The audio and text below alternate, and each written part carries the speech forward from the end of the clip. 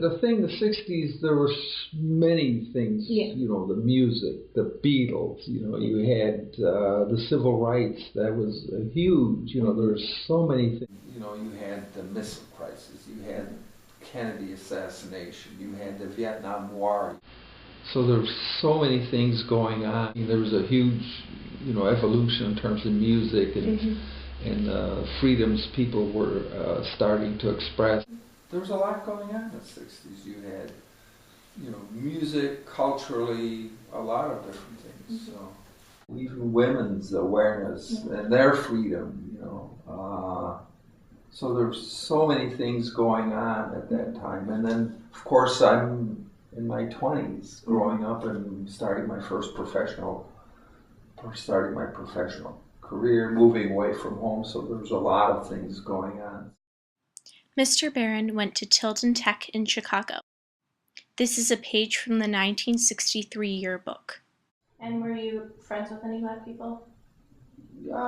Yes, I mean, you know, not after school, but during school, sure, you know, we were, you know, the core group of us that were really in, you know, the college prep core, and so you got to know a group of people that you were with all day in different classes. So.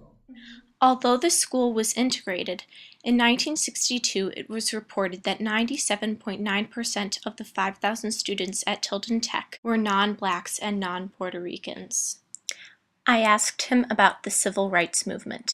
I don't think I paid that much attention. We were aware of it because some of these things, you know, were going on, and I knew, you know, I was aware that there's a good deal of racism because Bridgeport was pretty segregated, you know, and a lot of the people were, in my estimation, racist. And it's something that was sort of foreign to me in a way because, you know, I wasn't born here, and we didn't have racism of that nature. We had other likes and dislikes, but not that kind of race. See, 1963, I was just a freshman in high school, so I was not too conscious of things. I mean, my interests were really getting focused in school, and I always had a part-time job after schools, and I spent a lot of time at a boys' club, so I mean, I was really,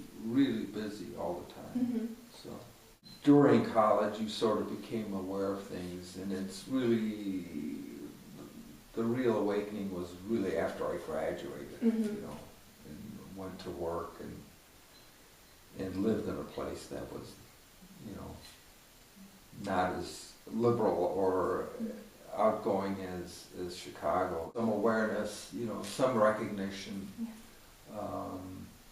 but not to the degree that people are now. I mean, it's so in your face all the time. It wasn't that the information wasn't there, your focus was elsewhere.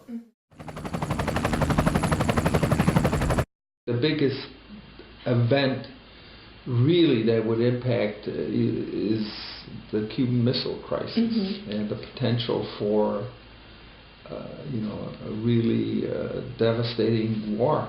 It could have happened, very easily could have happened, if a few mistakes were made, and if cooler heads didn't prevail. I think it could have been a terrible outcome. So, I mean, that, in my mind, is as bad as the Vietnam War was, and misguided, and you know, the number of deaths. That was, I mean, the Vietnam War was real because a lot of people died. You know, and I had friends who were in the war. I don't know anybody who was killed, but certainly friends who served. But in terms of potential, and it didn't happen, was the Cuban Missile Crisis. I think that would have changed things forever. You know, even now there's some parallels here in Iraq, Afghanistan, whatever you view about that, as we were in Vietnam, so you know, there were a lot of similar things going on, different but similar, you know, challenges. So now you'll have to figure out what that all means, right? Yeah.